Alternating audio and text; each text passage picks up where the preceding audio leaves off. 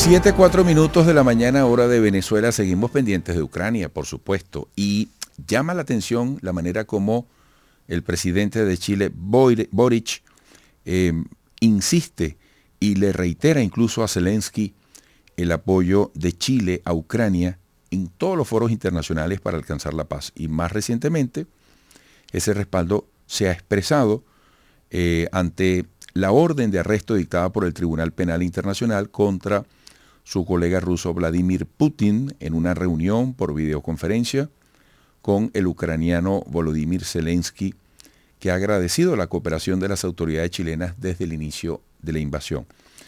Nos vamos a Valparaíso, en Chile, para conversar con Guillermo Holzman, analista político chileno, académico de la Universidad de Valparaíso, Autónoma y Talca, director de Analítica, Consultores, para poner en contexto esta posición del presidente chileno. Caramba, profesor, qué gusto volver a verle. Gracias por su disposición. Buenos días. ¿Qué tal, Eduardo? Muy buenos días. Igualmente, un agrado poder compartir contigo y con todos quienes te siguen en las plataformas que transmiten. ¿Cómo debemos ponderar el apoyo del presidente chileno al presidente ucraniano?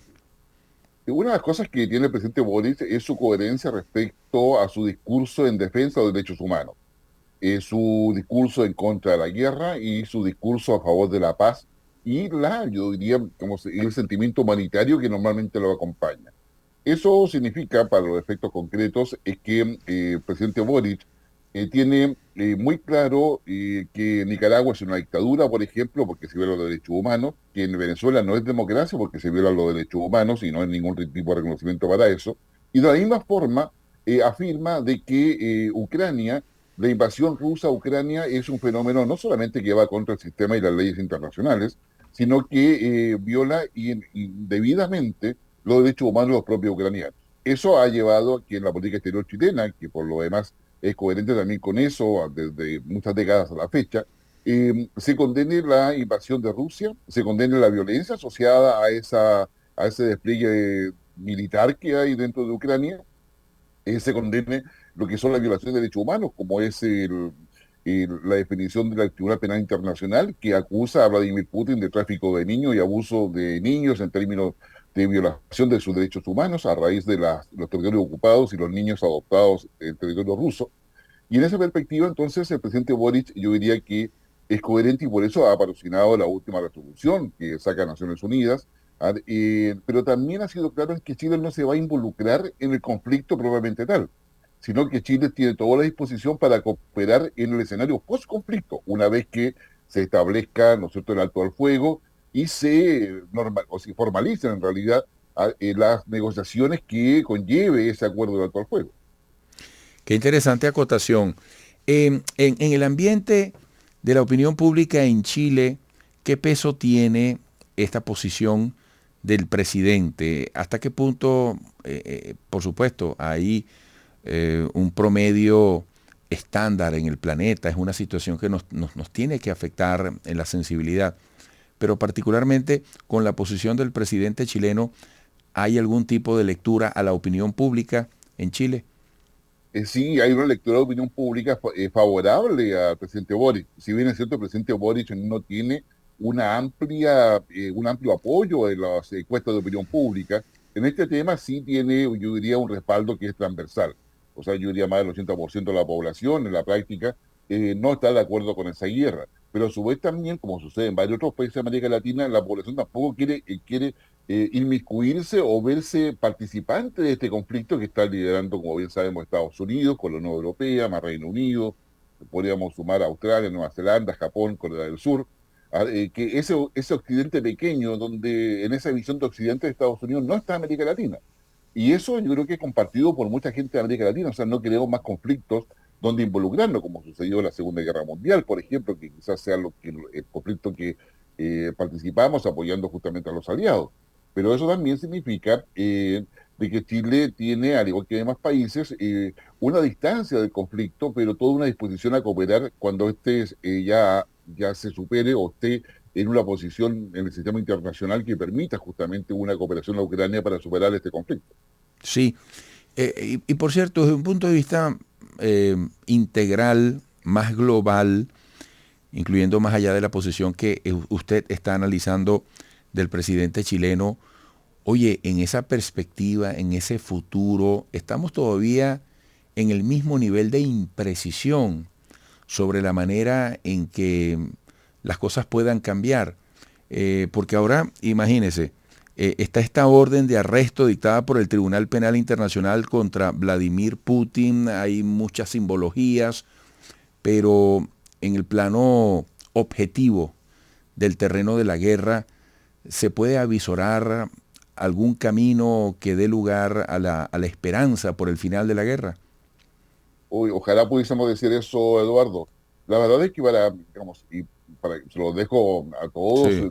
televidentes y auditores, primero para entender cómo se va a solucionar este conflicto hay que entender que esto es un conflicto de las potencias. No es Ucrania con Rusia, es Rusia con Occidente. Y eso lo ha dicho claramente el presidente Vladimir Putin, lo ha repetido el presidente de Estados Unidos, Joe Biden, y también lo ha señalado la Unión Europea. Por lo tanto, yo le sugiero a todos quienes les gusta seguir este tipo de conflictos o estos procesos políticos, que finalmente la guerra es la continuación de la política, como decía un gran pensador, primero verlo a nivel macro. A nivel macro tenemos el conflicto entre Estados Unidos y China. Un conflicto que no está como zanjado, que tiene que ver con la propiedad intelectual, tiene que ver con la tecnología.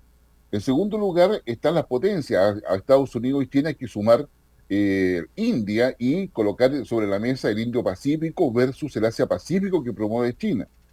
Dentro de eso hay que entender de que todo lo que se va a negociar respecto a Ucrania tiene que ver con la perspectiva de aquí al 2050 en los multidominios que cada una de estas potencias quiere manejar y controlar. En consecuencia, digamos, yo eso de a nivel macro. A nivel meso, a nivel intermedio, tenemos la situación de la Unión Europea, tenemos la situación económica a nivel global,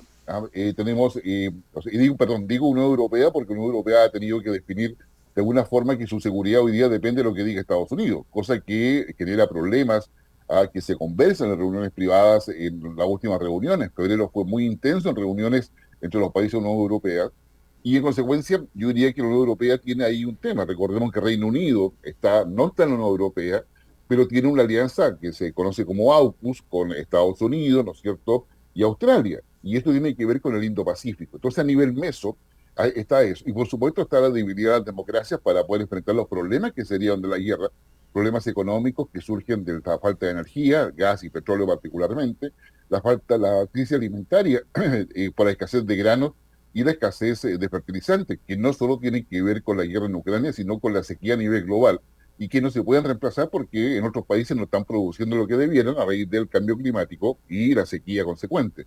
Y a nivel micro, finalmente, que es la parte humanitaria y dramática de lo que pasa efectivamente en Ucrania. Y lo que tenemos ahí es que Rusia dice, sí, yo estoy dispuesto a negociar, estoy de acuerdo con los 12 puntos que presentó China. Recordemos que Xi Jinping estuvo estos días en Rusia. Pero yo la única forma en que me sienta a negociar un alto al fuego es que me respeten los territorios ya ocupados. Y Zelensky, con el apoyo de Estados Unidos, dice, mire, la única forma en que nosotros negociemos un alto al fuego es que Rusia se retire con todas las tropas de los terrenos ocupados. Por lo tanto, no hay ninguna posibilidad de acuerdo y eso nos hace pensar que este conflicto al menos se va a mantener durante el 2023 y sería una sorpresa que pudiese haber un alto al fuego durante este año.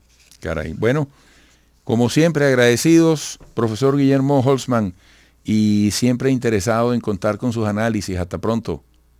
Hasta pronto, Eduardo. Que tenga muy buen fin de semana. Así es, igualmente, Guillermo Holzman, analista político chileno, académico de la Universidad de Valparaíso, Autónoma y Talca, director de Analítica Consultores. Este Analítica se escribe con 2 Yes y con K. Volveremos.